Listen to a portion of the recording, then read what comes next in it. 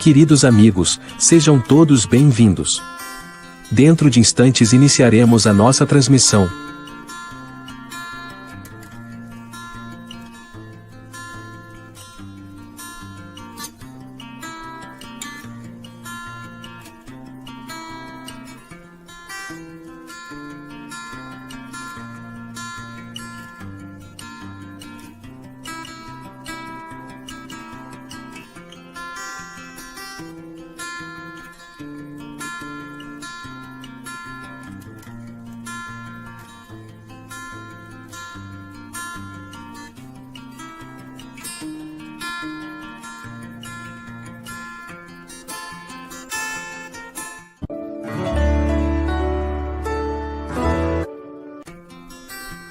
A União das Sociedades Espíritas do Estado de São Paulo, Intermunicipal de Jales, tem o prazer de apresentar Evangelho e Espiritismo.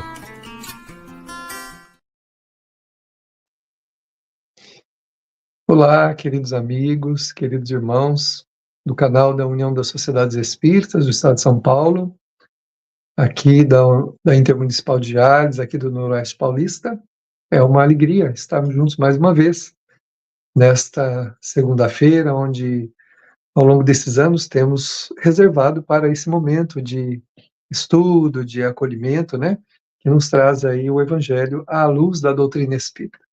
Sejam todos bem-vindos, nós possamos ter uma noite agradável de reflexão, uma noite de acolhimento para o nosso coração, de entendimento, na atmosfera amorosa, né, que criam os benfeitores para esse momento. Toda vez que nós nos aproximamos do Evangelho, espíritos ligados à sensibilidade humana, às dores, ao acolhimento, às necessidades mais objetivas da nossa natureza emocional, se aproximam de nós. E eles envolvem a nossa vida, envolvem a nossa alma.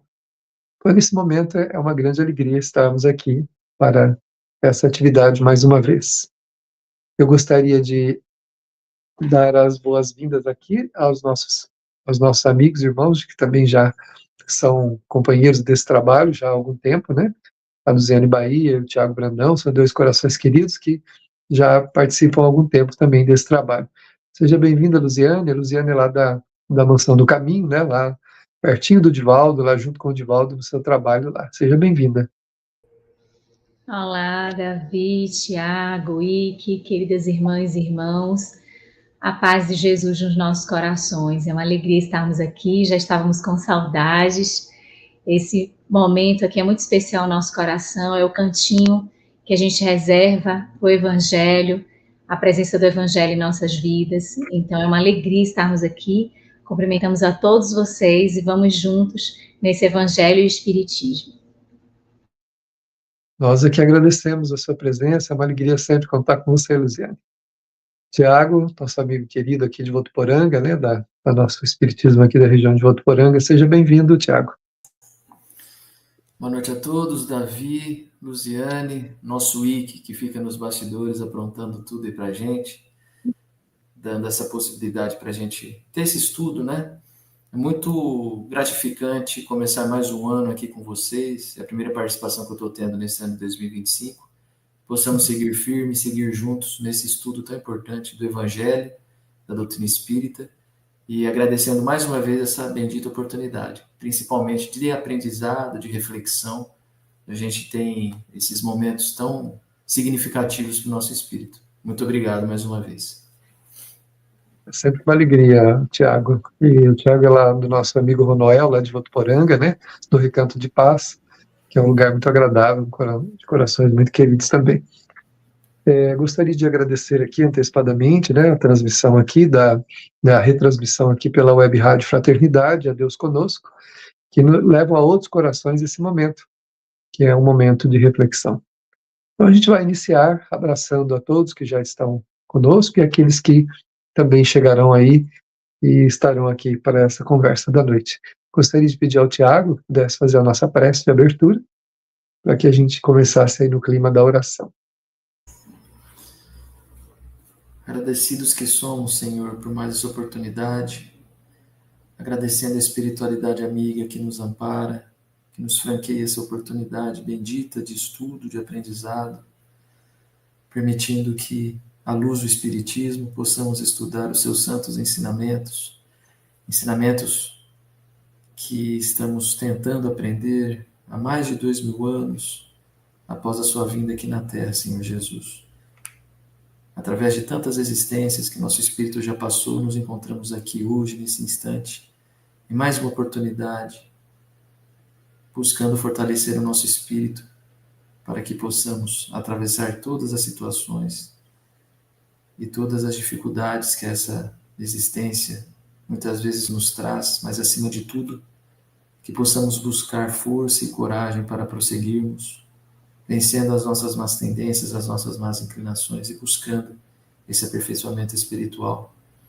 Que todos que estão participando do estudo possam ser abençoados, aqueles nossos irmãos que precisam dessas vibrações, os doentes, os acamados, enfim, aqueles que muitas vezes estão distantes do seu Evangelho, Senhor, que essa luz possa cobri-los, possa atingi-los e, acima de tudo, que eles possam sentir essas vibrações positivas que nós sentimos nesse instante. Que possamos aproveitar esses minutos, então, Mestre, para rogarmos mais uma vez ao teu sublime coração misericordioso a sua proteção. Pai nosso que estás nos céus, santificado seja o vosso nome, venha a nós o vosso reino, seja feita a vossa vontade, assim na terra como nos céus. Pão nosso de cada dia nos dai hoje, perdoai, Senhor, as nossas dívidas, assim como nós perdoamos aos nossos devedores. Não nos deixes cair em tentações, mas livrai-nos de todo e qualquer mal, porque teu é o poder, o reino e a glória para sempre, que assim seja.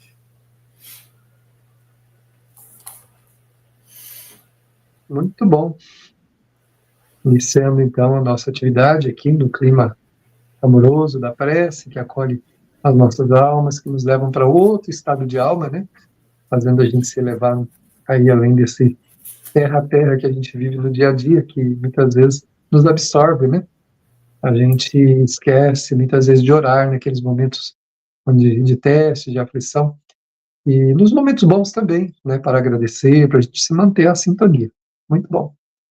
Então, nós vamos dar sequência, né? À atividade, né? Do estudo, então, da obra do Evangelho segundo o Espiritismo. Eu tenho aqui uma das edições aí especiais da FEB, né?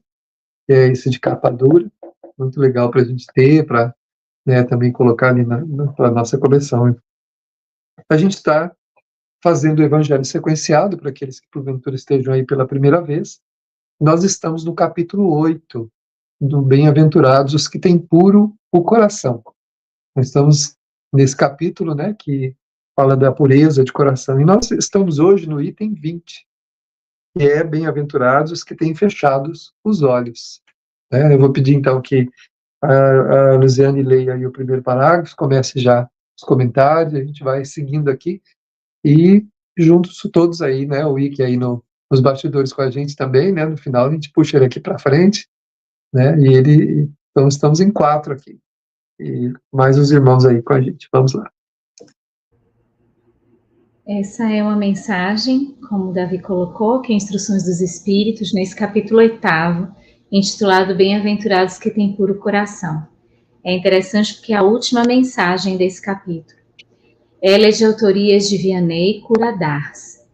Quando a gente ouve esse nome, essa mensagem é Paris, 1863, só para a gente contextualizar, o Vianney Curadars foi um sacerdote que viveu na segunda metade do século XVIII até 1856, mais ou menos.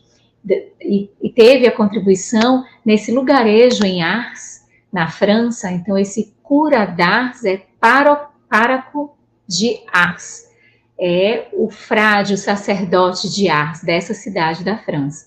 Então, por isso que ele é assim conhecido, Vianney Curadars. E ele é marcado, a sua história, a sua vida, é marcada pela caridade, pelo bem que ele faz, e por uma característica muito interessante, de aprender ou de saber escutar e orientar. Então, o confessionário, a atuação do confessionário, ele com muita habilidade escutava e orientava. Além de ter o expoente da caridade, de lançar-se ao outro, como ele costumava dizer, que Deus colocou para que ele guiasse as almas, que de alguma forma ele as orientasse. Então esse é o espírito que desencarna em 1856 e que traz essa mensagem 1863 para a gente. E essa observação no título, a gente tem uma nota de Allan Kardec em rodapé, quando ele coloca bem-aventurados os que têm fechado os olhos. Essa comunicação foi dada com relação a uma pessoa cega, a cujo favor se evocara o espírito Vianney Curadas. Então, para que a gente entenda o porquê do início do diálogo, né? Que é o parágrafo que a gente vai ler agora. Ele diz assim: meus bons amigos, para que me chamastes? Terá sido para que eu imponha as mãos sobre a pobre sofredora que está aqui e a cure? Que é essa senhora cega que Kardec se refere na nota. Ah, que sofrimento, bom Deus! Ela perdeu a vista e as trevas a envolveram. Pobre filha, que ore e espere. Não sei fazer milagres, eu, sem que Deus o queira. Todas as curas que tenho podido obter e que vos foram assinaladas, não as atribuais, senão àquele que é o Pai de todos nós. Nas vossas aflições, volvei sempre para o céu olhar e dizei do fundo do coração: meu Pai, cura-me. Mas faze que minha alma enferma se cure antes que o meu corpo. Que a minha carne seja castigada, se necessário, para que minha alma se eleve ao teu seio, com a brancura que possuía quando a criaste. Após essa prece, meus amigos, que o bom Deus ouvirá sempre, dadas vos serão a força e a coragem, e, quiçá, também a cura que apenas timidamente pedistes, em recompensa da vossa abnegação. Olha a linguagem desse espírito. Olha a forma como ele já se apresenta diante da evocação.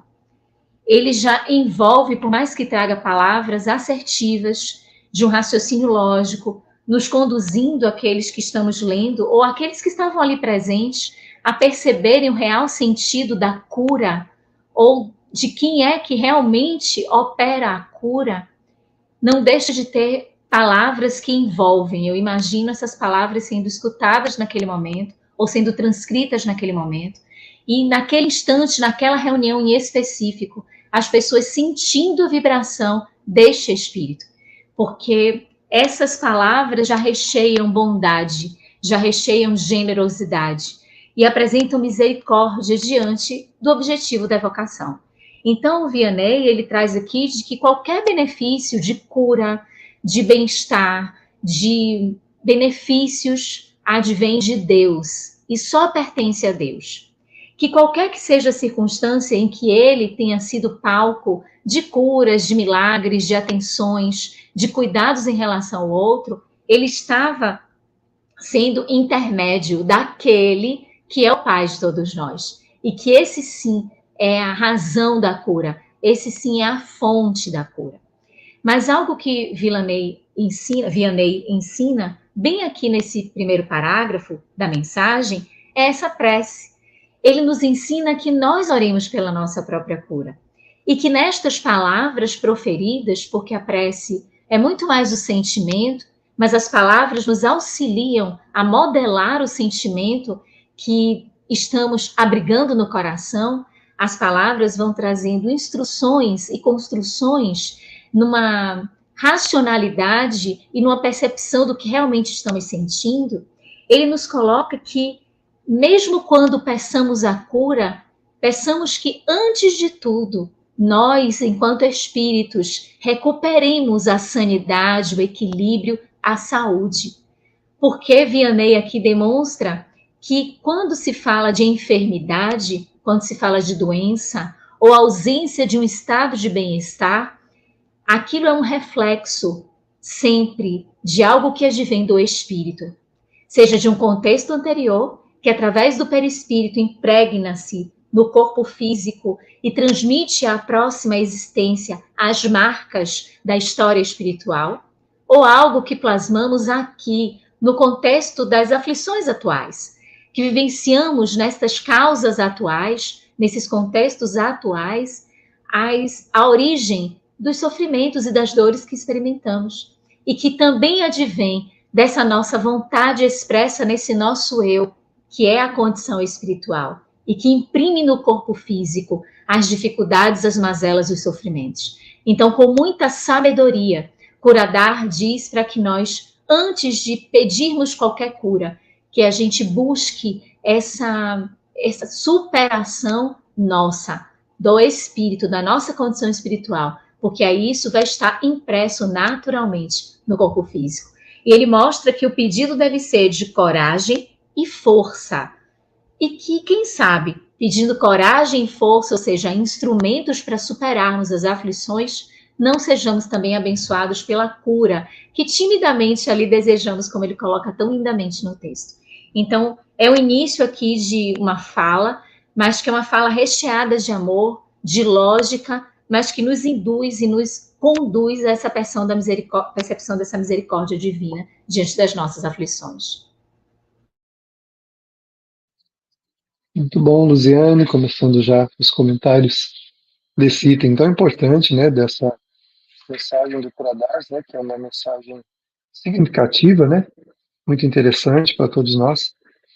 E aqui, como nós estávamos comentando da prece, né, ele foca exatamente na questão da prece aqui, né, e essa prece, dessa maneira, como é apresentada aqui, essa prece, né, onde a pessoa se coloca com humildade e buscando realmente a cura espiritual, pedindo se houver misericórdia, então que essa misericórdia alcance e cure também o corpo, né? Esse tipo de prece Deus sempre ouvirá, né? Não a prece do prepotente, do orgulhoso, do arrogante, né? Que acha que Deus está a seu serviço, né? Que Deus tem que atendê-lo de qualquer forma e a qualquer momento, né? E então ele dá o modelo de como se ora nesse sentido aqui. É uma forma, né, de como é que a gente se dirige a Deus quando a gente está numa situação, né, principalmente física, né, de dificuldade, de dor, de sofrimento. Como é que nós nos dirigimos a Deus, né? É muito interessante essa colocação que ele faz aqui, que eu acho muito interessante, né?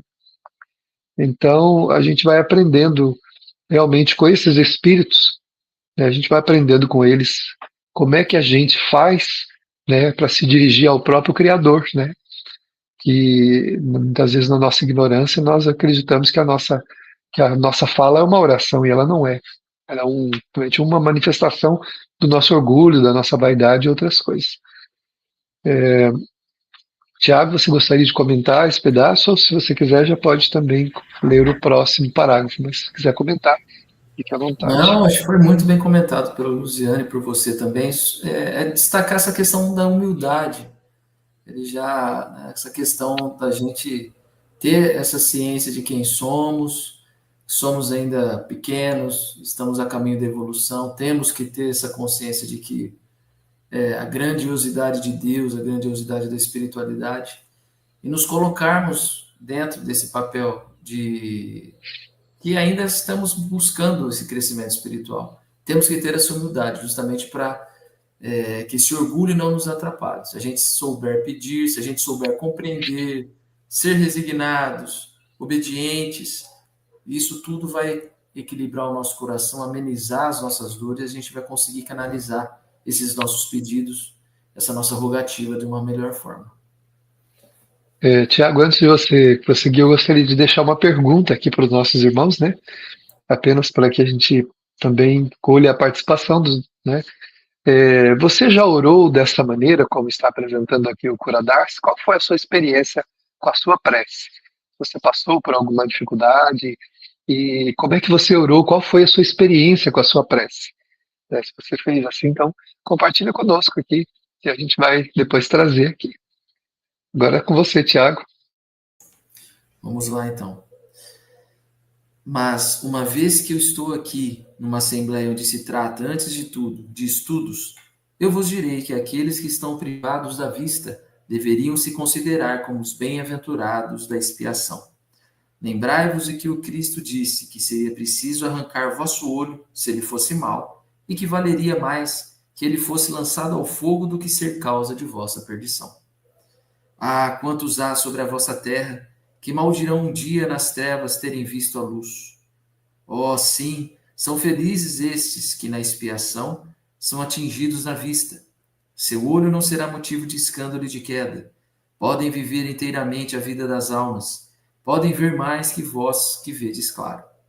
Quando Deus me permite ir abrir as pálpebras de algum desses pobres sofredores e devolver-lhes a luz, digo a mim mesmo: alma querida, por que não conheces todas as delícias do Espírito? Por que não conheces todas as delícias do Espírito, que vive de contemplação e de amor?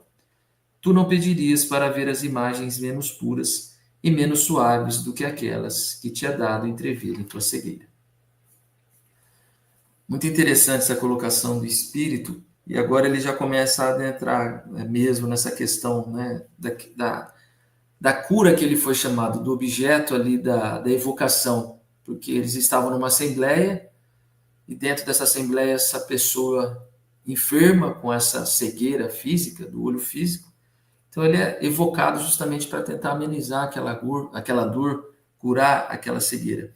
E ele faz essas observações, né? Muito interessante, né? Bem-aventurados aqueles que estão privados do olho, da visão física, ou seja, que estão com essa cegueira. Então ele já faz esse comparativo. Não nos atormentemos por conta de expiações que são provisórias, que são momentâneas, dificuldades que nós estamos enfrentando. Porque tudo isso vai vir de retorno para o nosso crescimento espiritual. Esses sofrimentos, essas inquietações, que muitas vezes a gente acha que deve serem extirpadas de uma vez, nós temos que enxergar que aquilo sim é um momento da nossa prova, de testar a nossa fé, a nossa capacidade de resignação, de resistência, e acima de tudo de entendimento e de resignação.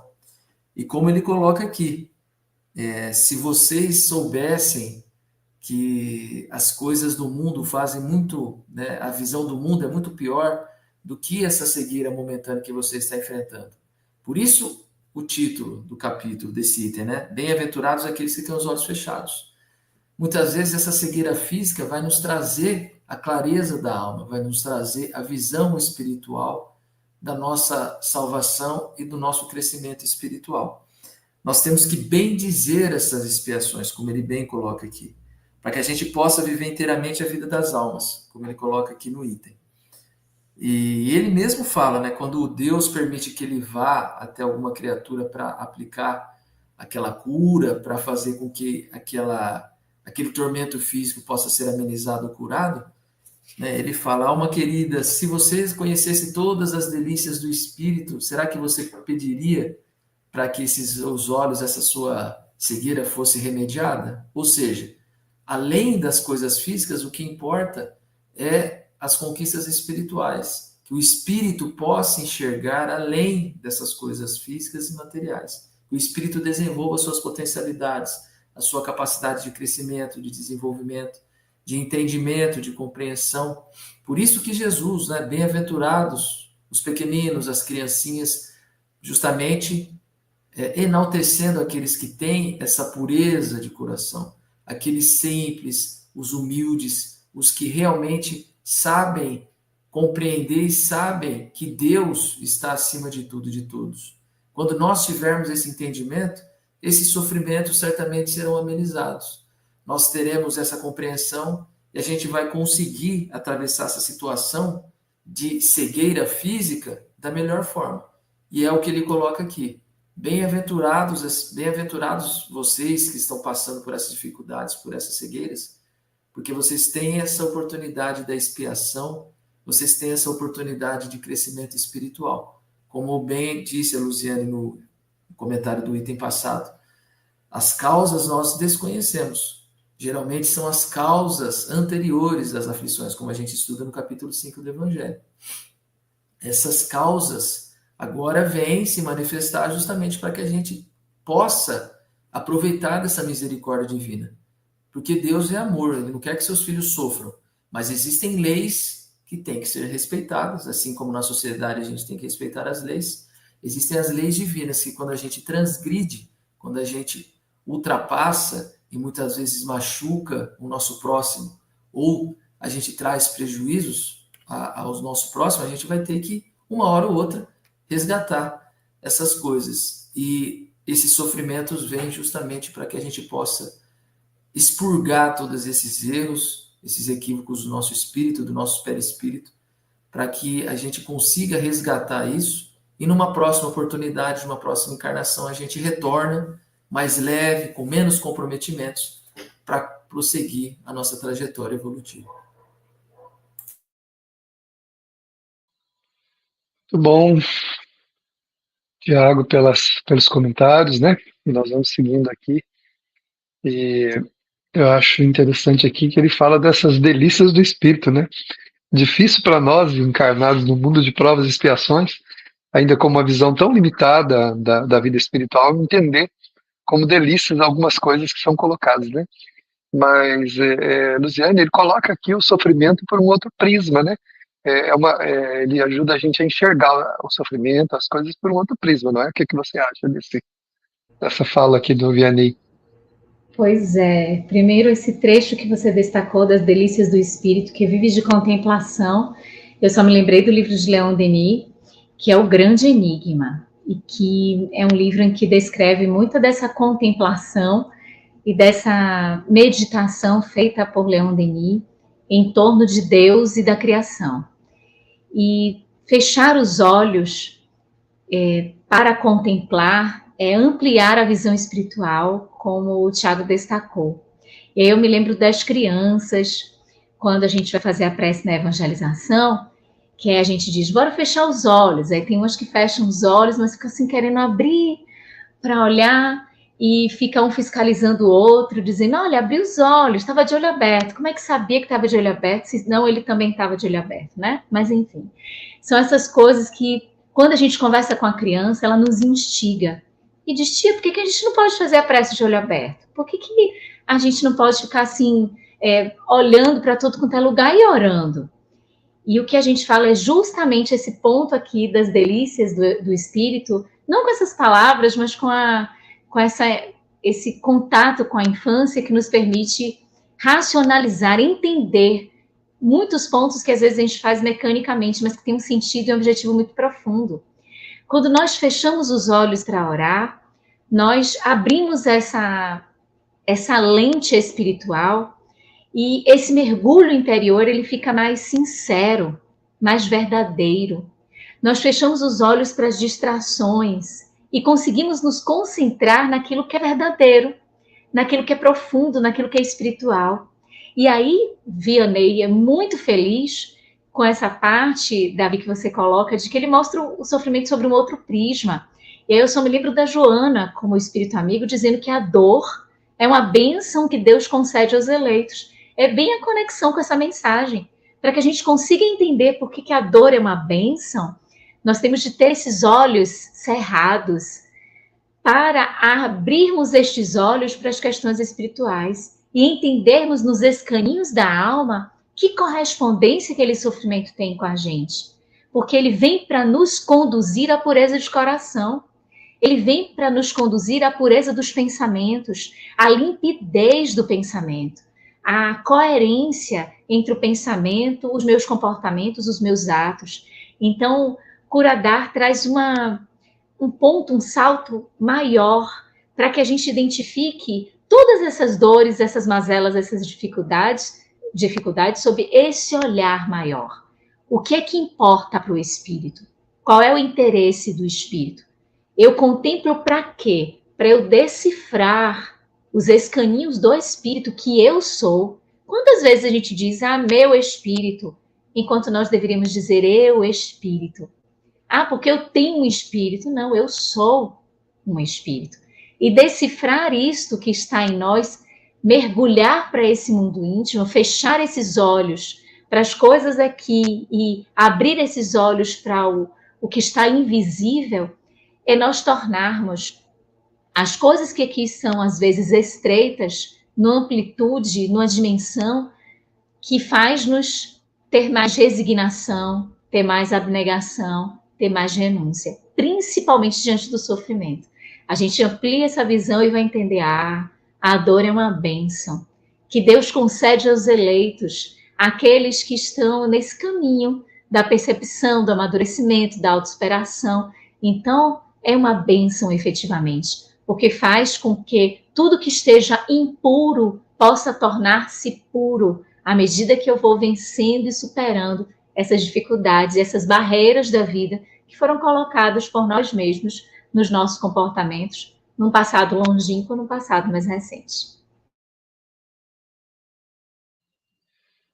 Pois é, a gente precisa começar a entender, né, essa questão por esse prisma, né, apresentado com muito carinho aqui, com muita ternura, né, pelo Espírito que na Terra foi uma alma muito generosa, amorosa, né, e que agora tem toda essa autoridade moral para nos aconselhar, porque ele vem da fala de alguém que teve uma vivência, onde a sua fala, a sua palavra tem para nós um peso, né?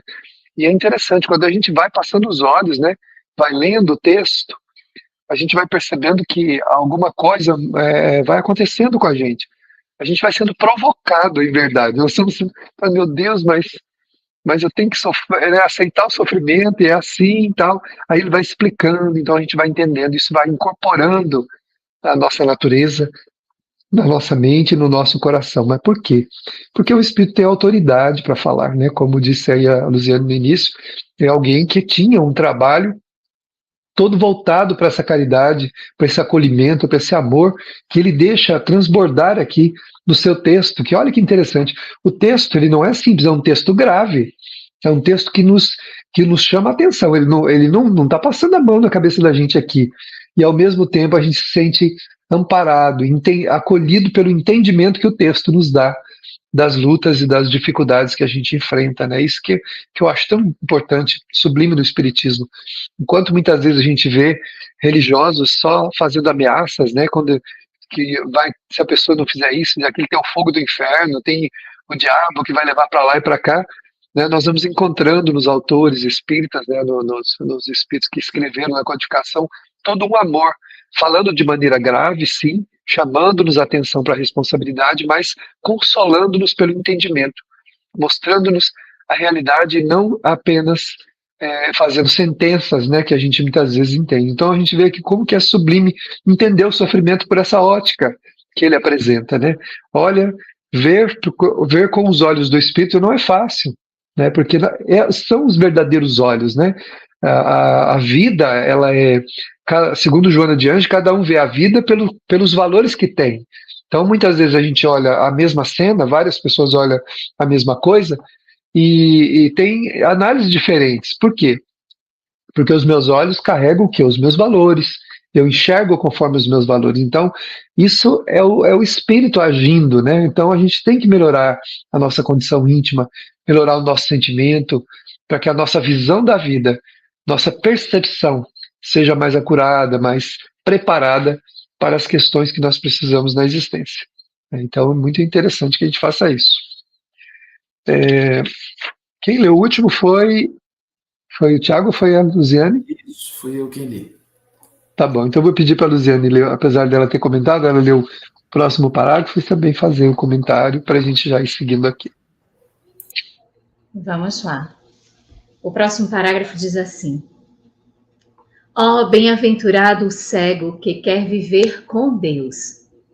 Mais ditoso do que vós que aqui estáis, ele sente a felicidade, toca-a, vê as almas e pode alçar-se com elas às esferas espirituais, que nem mesmo os predestinados da terra logram divisar. Abertos, os olhos estão sempre prontos a causar falência da alma. Fechados, estão prontos sempre, ao contrário, a fazê-la subir para Deus. Crede-me, bons e caros amigos, a cegueira dos olhos é muitas vezes a verdadeira luz do coração, ao passo que a vista é com frequência o anjo tenebroso que conduz à morte. Todas as vezes, minhas irmãs, meus irmãos, que eu leio esse trechinho, e é um trechinho que a gente gosta muito de trabalhar com a juventude, para mostrar ponto de vista, para mostrar linha de interesse, para que nós juntos aprendamos sobre a utilidade da visão, do enxergar, do perceber, ou a analogia que tudo isso pode acontecer em relação à própria elevação espiritual ou à queda espiritual. Nós gostamos muito de conversar sobre a juventude, sobre esse parágrafo em específico. E sobre essas duas frases em que Curadas fala: abertos os olhos estão sempre prontos a causar a falência, fechados estão prontos a subir para Deus. E é um trecho que nos conduz à reflexão de que nós prestemos a atenção onde estamos fixando o nosso olhar. E isso, seja materialmente falando ou não, seja onde estamos fixando o nosso olhar quando estamos caminhando na rua, quando estamos nas atividades corriqueiras do dia a dia, onde o nosso olhar se paralisa, o que é que nós vamos prestar atenção? Se aquele olhar está sempre indo para algo de crítica, eu estou sempre olhando cenas onde eu vou buscar julgamentos, onde eu vou criticar, onde eu vou ser ácido, onde no automático eu acabo sendo grosseiro. Desde esses pontos que são cenas isoladas da vida, onde eu posso depositar o meu olhar fixo, mas também nas coisas subjetivas. Como é que eu estou vendo as situações da vida? Onde é que eu estou fixando o meu olhar? Eu estou fixando o meu olhar nas coisas pessimistas, depreciativas, ou estou fixando o meu olhar para Deus? Eu estou conseguindo alcançar, mesmo diante de um cenário que às vezes pode ser desesperador, que às vezes pode ser de tamanha ignorância, de tamanha violência, de situações adversas e inúmeras, que nós, enquanto seres humanos encarnados, estamos suscetíveis a vivenciar. Onde eu estou fixando meu olhar? Então é uma pergunta que nós temos de sempre ter o cuidado de buscar qual é a resposta, porque aí nós vamos entender qual é o nosso interesse. Nós vamos perceber se nós estamos nos distraindo ou se estamos concentrados na jornada. Porque quando Curadas diz que fechar os olhos é voltar-se para Deus, é não ter distrações, é não ter desconcentração, é estabelecer um rumo, uma meta e caminhar nesse sentido e buscar isso, apesar das adversidades, não esmorecer a fé, não esmorecer a esperança. Então, como eu estou lidando com esses fatores da minha existência, sejam objetivos, sejam subjetivos, sejam materiais ou sejam espirituais? Como está a representatividade do meu olhar? Eu tenho me distraído? Eu tenho buscado atalhos no caminho? Porque eu estou com o olhar fixo no meu objetivo evolutivo. Esse é o meu interesse. O melhoramento, a transformação. Mergulhei na carne com o intuito de ser um pouco melhor, de voltar para casa, ao mundo espiritual, melhor do que quando aqui eu cheguei. Mas o que as distrações da vida e sob esse prisma do olhar aberto aos fatores materiais? É interessante que ele não está falando das pessoas que não têm essa visão física ou que têm a visão física. Porque tendo ou não tendo, o que está aqui valorado são os aspectos materiais. É o quão eu estou possuído pela posse que eu disponho. É o quanto eu estou atrelado ao objeto que eu observo. Eu, como observador, que me misturo ali também como observado. Enfim, ele faz esse destaque, é muito mais além, é muito mais profundo, para que nós percebamos para onde eu estou fixando o meu olhar. E aí, minhas irmãs, meus irmãos, quando a gente se predispõe a pensar nisso, a gente vai investigando a consciência, vai investigando os atos e vai vendo se a gente está se desviando ou se a gente está caminhando de forma segura, com algumas intempéries, com alguns altos e baixos, mas se mantendo firme e atento, desperto, com a consciência voltada para aquilo que a gente veio aqui realizar.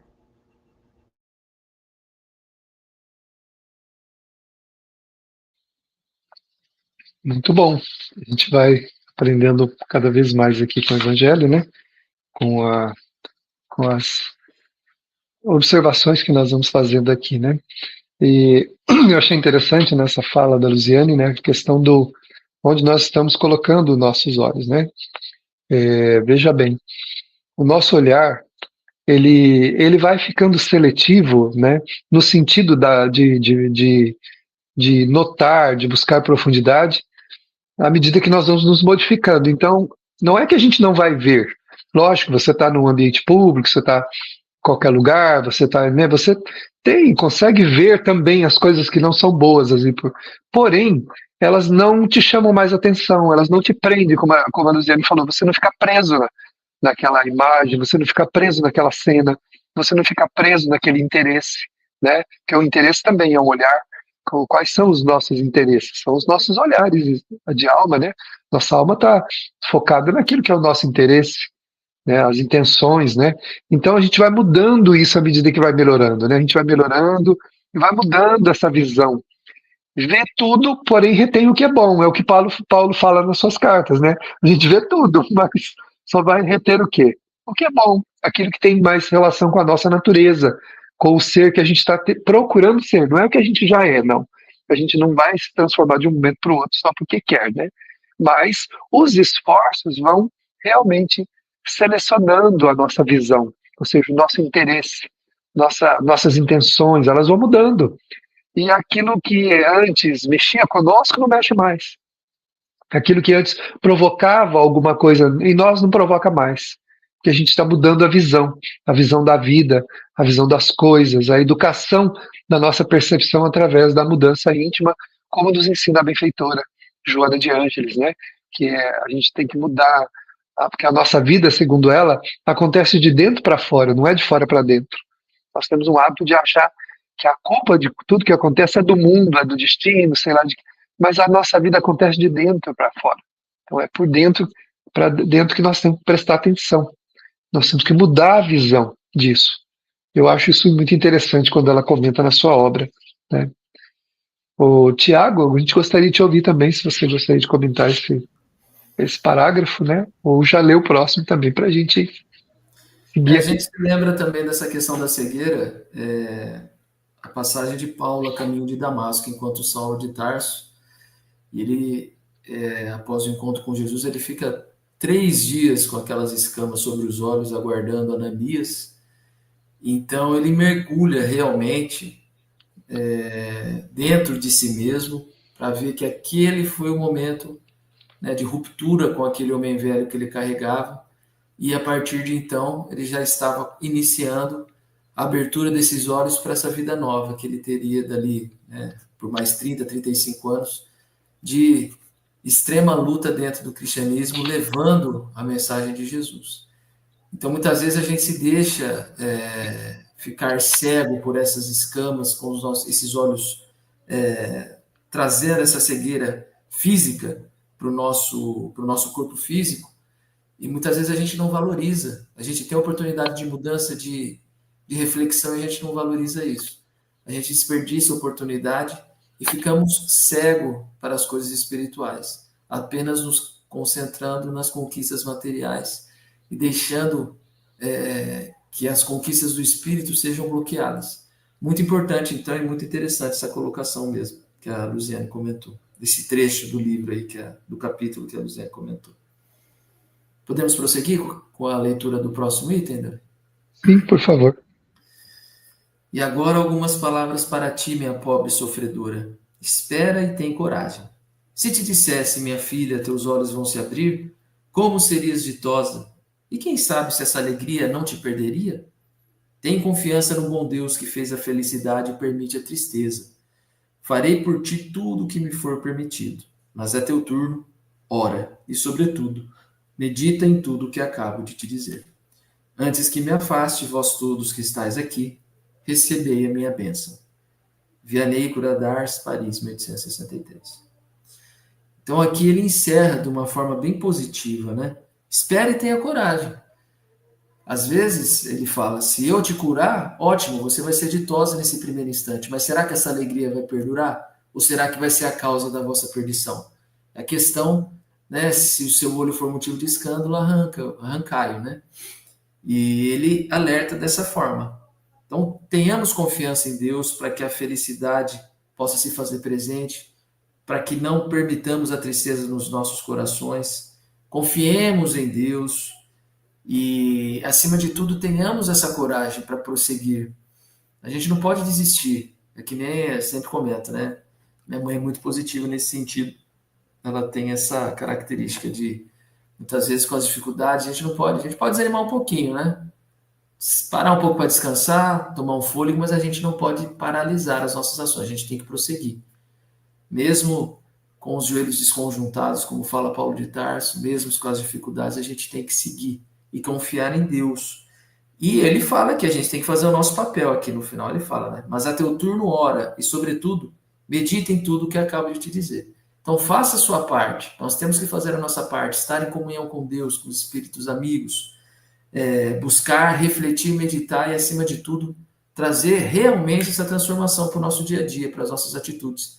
Como vocês comentaram, direcionar o nosso olhar para as coisas que são úteis, positivas, deixando de lado aquilo que vai trazer a perdição, que vai trazer as coisas negativas para a nossa caminhada. E muitas vezes a gente vai perder oportunidades tão lindas, tão sublimes, por conta de imprevidência da nossa parte, de uma falta de cuidado, de uma falta de zelo com esse nosso olhar. Que prestemos atenção realmente nas coisas que são úteis, que são divinas, em tudo aquilo que vai trazer o crescimento espiritual para o nosso ser, que somos esse espírito, como bem disse a Luziane. Somos espírito, né? Nós não somos o corpo físico, a forma material. Somos o espírito, nós temos essa individualidade e temos que ter essa responsabilidade de aproveitarmos tudo isso, todo esse arcabouço também que a doutrina espírita nos oferece, que os ensinamentos de Jesus nos traz, para que a gente possa prosseguir firme na nossa trajetória. Muito bom. E assim vamos concluindo esse item, né? De uma maneira bastante interessante. Só vou ler aqui a Ana Maria, que a Ana Maria participou aqui conosco. Agora, com o aprendizado, sim, e é muito consolador compreender que pedir força, coragem e resignação é sinal de confiança na certeza de que tudo está certo. Com certeza, né? E essa é a prece que nunca é negada, né? O auxílio nunca é negado. Deus sempre nos atende por essa confiança que a gente tem no seu amor infinito. Eu gostaria então de pedir que a Luziane lesse aqui então a nota, né? E fizemos a hora voa, né? Ela corre, então a gente não pode parar. Temos 10 minutos ainda, dá para a gente ler aqui para poder fazermos o encerramento desse item 8, né? Desse capítulo 8, que é tão interessante. Vamos ouvir a Luziane na leitura das suas considerações. Só em relação ao texto do Cura d'Ars, é um texto muito bem redigido, porque começa falando da evocação e vai fazendo várias abordagens aprofundadas acerca da motivação da evocação, mas não se despede, sem que deixe a consolação também ao coração que estava buscando, ou seja, aquela pessoa que estava sem a visão, sem enxergar. Ele não deixa de pontuar diretamente para ela palavras consoladoras, palavras de caridade e de amor. A nota é do nosso codificador, onde ele escreve assim: quando uma aflição não é consequência dos atos da vida presente, deve-se-lhe buscar a causa numa vida anterior. Tudo aquilo a que se dá o nome de caprichos da sorte, mas não é do que efeito da justiça de Deus, que não inflige punições arbitrárias, pois quer que a pena esteja sempre em correlação com a falta. Se por sua bondade lançou um véu sobre os nossos atos passados, por outro lado, nos aponta o caminho dizendo: quem matou a espada, pela espada perecerá. Palavras que se podem traduzir assim: a criatura é sempre punida por aquilo em que pecou. Se, portanto, alguém sofre o tormento da perda da vista, é que esta lhe foi causa de queda. Talvez tenha sido também causa de que outro perdesse a vista, de que alguém haja perdido a vista em consequência do excesso de trabalho que aquele lhe impôs, ou de maus tratos, de falta de cuidados, etc. Nesse caso, passa ele pela pena de talião. É possível que ele próprio, tomado de arrependimento, haja escolhido essa expiação, aplicando a si estas palavras de Jesus: se teu olho for motivo de escândalo, arranca-o. O codificador explica aqui as causas dessa aflição ou dessa cegueira, mostrando possibilidades. É muito interessante, porque a doutrina é isso. A doutrina nos esclarece possibilidades. E ele mostra que possibilidades para que essa perda de visão possa ter acontecido. Desde um mau uso, de uma utilização inadequada da visão e que foi a causa dessa queda nossa, mas também ter provocado isso em outro. essa perda da vista em outro, ou seja, um prejuízo ocasionado ao nosso irmão. Mas ainda é possível que nós mesmos tenhamos pedido esse fator como fonte de aprendizado e de expurgo das nossas próprias imperfeições.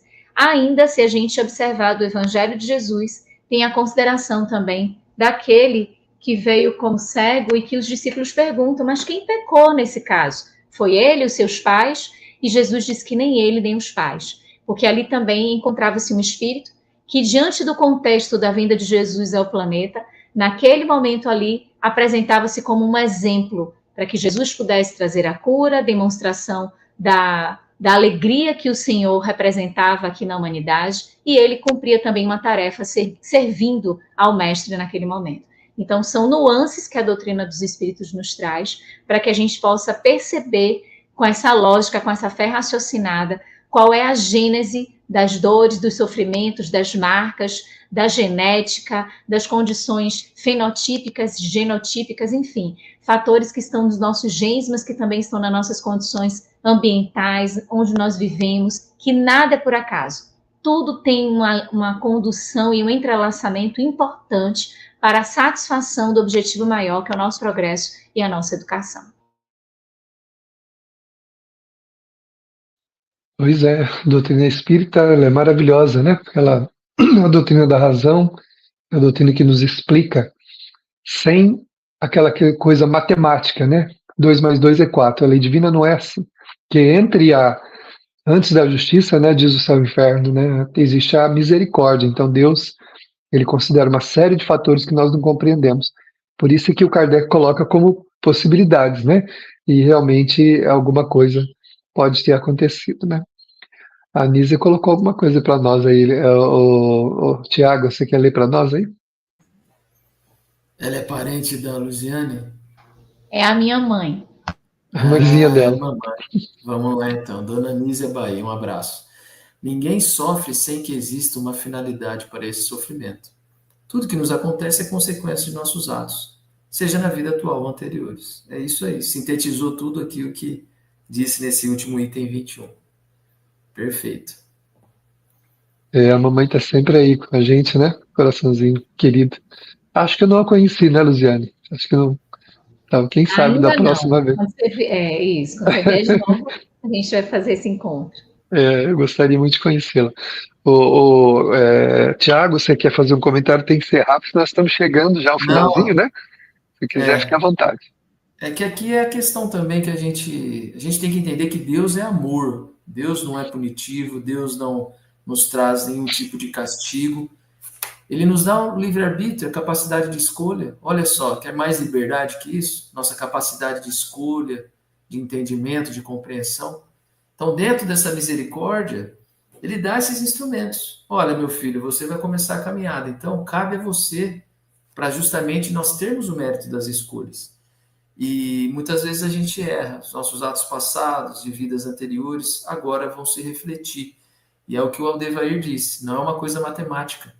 Porque se essa justiça nos encontra trabalhando, atuando, e muitas vezes fazendo até mais daquilo que a gente se propôs, a espiritualidade, essa pena vai ser amenizada, vai ser atenuada. Se existem circunstâncias atenuantes aqui na nossa legislação penal, também existem circunstâncias atenuantes, claro, na misericórdia divina. Então, tudo é levado em consideração.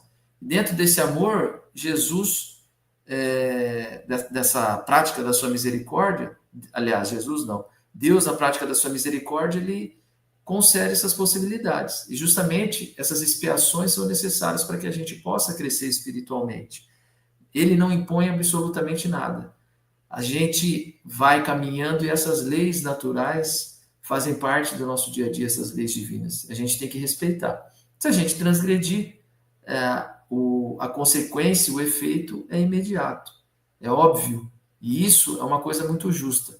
Porque aí Deus não tem preferência por nenhum dos seus filhos. Ele somente dá os instrumentos, dá as condições e a escolha vai caber a cada um de nós. E ele encerra bem aqui o comentário Allan Kardec, né? É por isso que Jesus falou, né? Se vosso olho vos é um motivo de escândalo, arrancai. Então a gente tem que procurar extirpar tudo de mal do nosso espírito, os nossos defeitos, as nossas dificuldades, para que a gente tenha uma facilidade maior quando do nosso retorno espiritual. Porque aqui é só um estágio, uma prática que a gente tem para que a gente possa evoluir. A verdadeira vida, como a gente sabe, é a vida espiritual. É para onde a gente vai retornar e lá a gente vai vai se defrontar com tudo aquilo que a gente fez e com aquilo que a gente deixou de fazer. Que possamos ter em nossa bagagem muito mais conquistas espirituais, morais, do que as falhas terrenas, né, da nossa existência. Muito bom, Tiago. E assim a gente vai chegando ao final aqui do nosso estudo de hoje, a nossa conversa fraterna. Convidamos o Ike aí para vir aqui com a gente na tela, né? E a gente vai já agradecendo a todos os corações, né? A todos os amigos queridos, né? Marilisa aí, a mãezinha do Tiago. Deu uma lua no final. Eu esqueci que eu estou com 2 advogados hoje aqui, a Luziane e o Tiago, estão aqui hoje conosco. Estou emparedado aqui, ó, dos 2 lados aqui. Não, tá protegido, tá bem protegido. Só faltou a Luz, minha mãe. A minha mãezinha tá dormindo. Ela tem 85 anos, tá dormindo. Meu pai tem 90.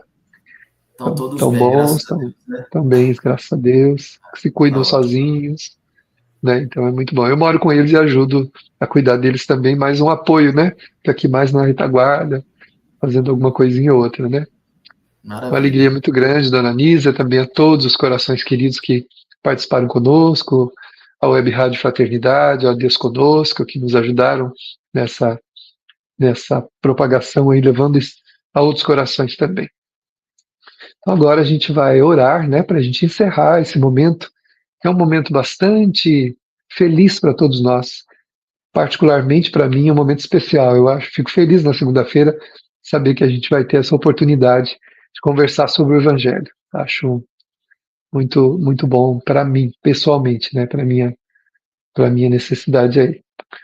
O Ike está dizendo aí que ele não consegue aparecer, tem alguns impedimentos lá. Afinal de contas, tem 2 filhas, né? Tem as 2 pequenininhas lá aqui. E agora tem o Chico também, que é um cachorro. Agora temos o Chico. Eu conheci o Chico. Fica carinhoso, é um bebezão. Ele ainda tá um cachorro, é um bebê. Mas muito bom. Então vamos orar. Vamos então aproveitar esse momento e levarmos o nosso pensamento, alcançando as fontes sublimes do mundo espiritual, as regiões sublimadas onde os raros perfumes esparzidos pelos corações amorosos que transcenderam já, deixando a materialidade e vivendo a espiritualidade, emanam de suas almas alegria, esperança e paz. Não é crível que compreendamos Deus como alguém cuja mão pesa sobre os seus filhos. Deus, ao contrário, usa as suas mãos simbólicas para nos elevar acima dos problemas e dificuldades que enfrentamos. Também as utiliza no caminho para nos levantar dos tropeços, das pedras que nós mesmos semeamos na estrada de nossas vidas. A sublimidade do seu amor aconchega-nos junto ao seu peito amoroso, e a sua luz infinita brilha em nossas almas, numa paternidade infinita e eterna. E logo, lá distante, depois do horizonte de todas as vidas, nos encontraremos com o Pai Celeste, conhecendo-o como nos disse Jesus. Eu conheço o Pai, eu estou no Pai e o Pai está em mim. Assim, busquemos nesse momento agradecer-lhe a oportunidade da vida, de podermos contar com seu amor infinito e também nos auxiliar sempre nesta caminhada. Recorramos à prece para nos aproximarmos dele, e ele estará sempre em nós, sem nunca ter se ausentado, mas especialmente nós estaremos nele, perfumados com o amor infinito, esse amor eterno, desde que nos criou e para sempre. Assim seja.